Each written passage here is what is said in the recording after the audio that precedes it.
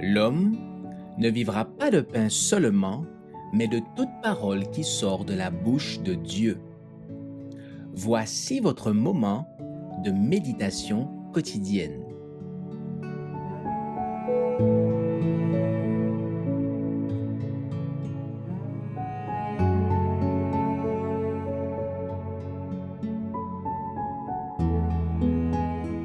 Jusqu'au jour où tout recommence, le 30 septembre.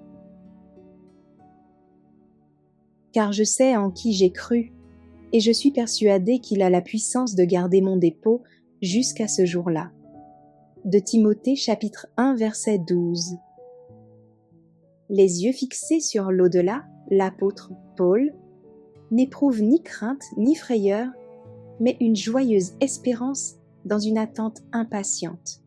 Debout sur le lieu où il va subir le martyre, il ne voit ni l'épée de l'exécuteur, ni la terre qui bientôt recevra son sang. Il lève les yeux vers le ciel, à travers lequel il contemple le trône de l'Éternel. Cet homme de foi a devant les yeux l'échelle de la vision de Jacob, représentant le Christ, qui relie la terre au ciel, l'homme fini au Dieu infini. Sa foi est fortifiée par le souvenir des patriarches et des prophètes mettant leur confiance en celui qui soutient et console, et pour lequel il donne sa vie. De ces saints hommes qui, de siècle en siècle, ont rendu témoignage de leur foi, il a hérité la confiance en la fidélité de Dieu. Ses compagnons, apôtres comme lui, qui, pour prêcher l'évangile du Christ, affrontèrent le fanatisme religieux et la superstition païenne, la persécution et le mépris, ces hommes pour lesquels la vie ne comptait pas, à moins qu'ils ne puissent n'en faire briller la lumière de la croix dans le dédale des infidélités, ceux-là, il les entend témoigner que Jésus est le Fils de Dieu et le Sauveur du monde. Du gibet, du donjon, de la roue, des cavernes et des antres de la terre, retentit à son oreille le cri de triomphe du martyr. Il entend les chrétiens qui, bien qu'affligés, tourmentés, abandonnés, rendent solennellement et courageusement leur témoignage en disant « Je sais en qui j'ai cru ».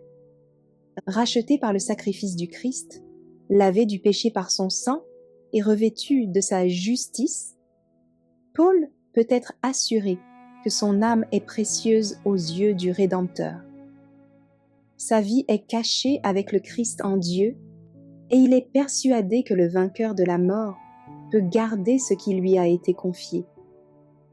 Quels grands privilèges sont les nôtres! Nous pouvons nous approcher de Dieu dans la foi et dans l'humilité, nous laisser conduire à Jésus pour que nous déposions nos fardeaux à ses pieds et dire « Je sais en qui j'ai cru ». Et je suis persuadé qu'il a la puissance de garder mon dépôt jusqu'à ce jour-là.